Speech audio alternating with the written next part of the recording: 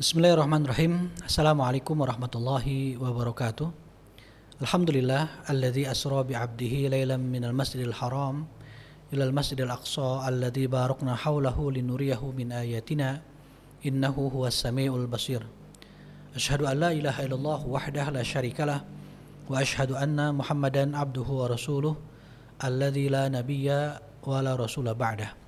Allahumma salli wa sallim ala nabiyyina Muhammadin sallallahu alaihi wasallam wa ala alihi wa ashabihi wa dzurriyyatihi wa man ittaba'al huda amma ba'd.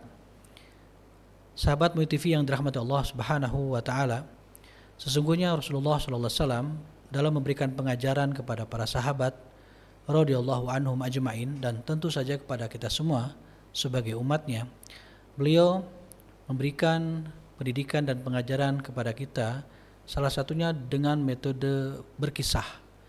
Dan ada banyak sekali kisah umat-umat terdahulu yang beliau sampaikan dalam rangka untuk diambil pelajaran, diambil hikmah, sehingga kemudian kaum muslimin tidak terjatuh kepada kesalahan yang sama, atau kaum muslimin dapat teguh juga dengan keteguhan orang-orang terdahulu dari orang-orang yang beriman kepada Allah Subhanahu wa taala.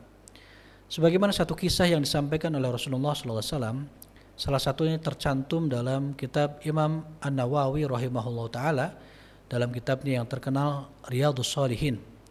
Rasulullah SAW bersabda bahwa dulu ada seorang laki-laki yang dia telah membunuh 99 orang. Tapi ternyata hati kecilnya menderita, karena hati kecilnya sebenarnya tidak membenarkan apa yang telah dia lakukan, sehingga mendorong dirinya kemudian untuk bertaubat kepada Allah Subhanahu wa taala. Maka dia bertanya-tanya kepada penduduk di negerinya, kira-kira siapakah orang yang tepat untuk membimbing pertaubatan dirinya itu? Maka ada yang menyarankan dia untuk mendatangi seorang rahib, seorang pendeta, seorang ahli agama. Dia datangilah ahli agama tersebut, lalu kemudian dia bertanya, "Wahai rahib, wahai pendeta, ada seseorang yang telah membunuh 99 orang. Jadi orang ini tidak menyebut dirinya langsung, tapi seolah-olah mengisahkan orang lain, karena dia tentu saja masih segan dan masih malu sebagai pelaku dosa yang amat sangat besar, membunuh 99 orang. Dia ingin bertaubat, tapi dia tidak tahu bagaimana cara bertaubat yang benar, dan bagaimanakah kiranya kalau kemudian dia bertaubat, apakah taubatnya akan diterima oleh Allah Subhanahu wa taala?" Si rahib ini spontan mengatakan, "Tidak diterima dong, jelas tidak akan diterima. Bagaimana mungkin orang yang punya dosa sebesar itu, dosa pembunuhan, bukan hanya satu orang, lalu kemudian taubatnya akan diterima oleh Allah Subhanahu wa taala?" Kesalah orang ini, marahlah orang ini, dibunuhlah si rahib itu. Jadi genaplah yang dia bunuh itu 100 orang. Tetapi dia tetap berkeinginan untuk bertaubat kepada Allah Subhanahu wa taala.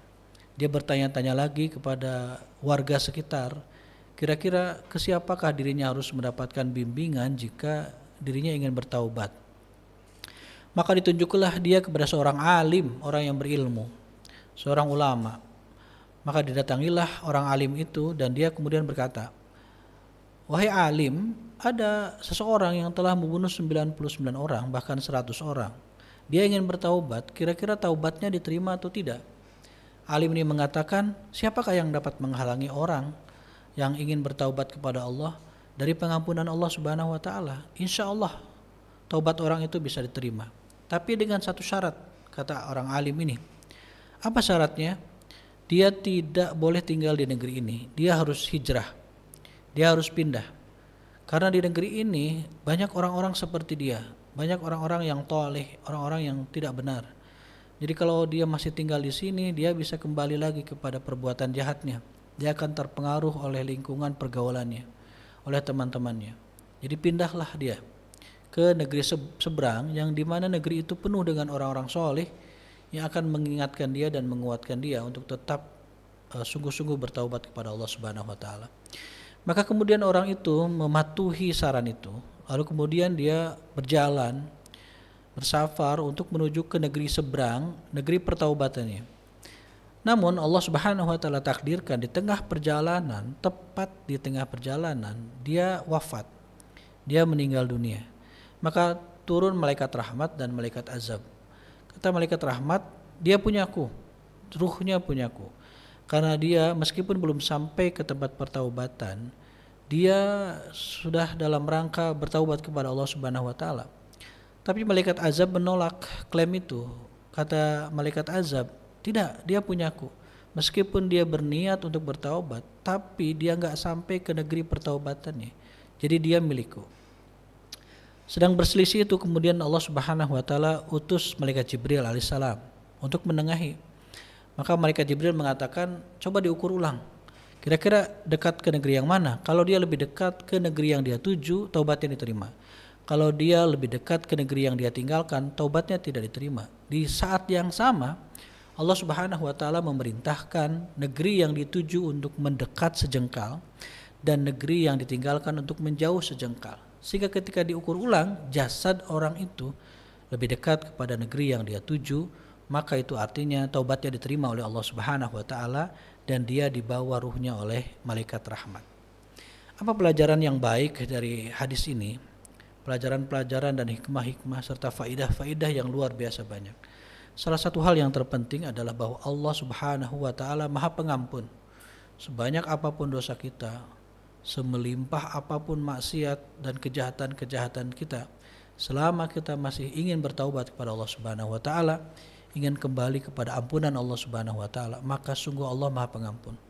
Allah sangat senang, sangat bahagia ketika hambanya berniat untuk bertaubat kepadanya. Barang siapa di antara mereka yang berjalan menuju Allah, Allah menyambutnya sambil berlari. Ini menunjukkan betapa bahagianya Allah terhadap hamba-hambanya yang ingin kembali kepada pangkuannya. Oleh karena itu, sahabat MUI TV yang dirahmati Allah Subhanahu wa taala, lebih kurang 45 atau 46 hari lagi kita masuk ke tamu agung bulan suci Ramadan. Marilah kita bersihkan hati kita, jiwa kita, pikiran kita, sikap perilaku kita untuk menghadapi bulan Ramadan dengan posisi kita yang terbaik, bersih daripada dosa-dosa dan maksiat-maksiat yang itu kita bersihkan lebih awal dari sekarang dengan cara bertaubat yang benar kepada Allah Subhanahu wa taala, sehingga nanti di bulan suci Ramadan itu tugas kita adalah bersungguh-sungguh memperbanyak amal ibadah secara kuantitas maupun kualitas, lalu kemudian di akhirnya kita mendapatkan predikat takwa dari Allah Subhanahu wa taala, mendapatkan rahmat dan keriduannya. Itulah yang harus kita lakukan, bagaimana mempersiapkan diri kita untuk lebih maksimal menghadapi bulan suci Ramadan dan berlomba beribadah di dalamnya.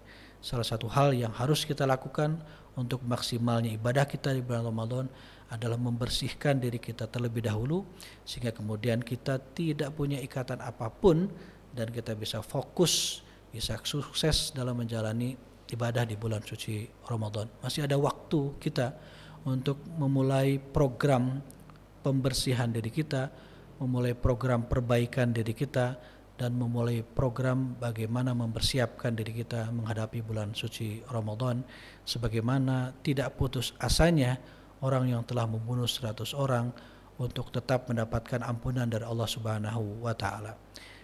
Saya kira demikianlah materi kita yang mudah-mudahan bermanfaat bagi sahabat MUI TV sekalian dalam rangka memperbaiki diri kita dan mempersiapkan diri kita menghadapi bulan suci Ramadan.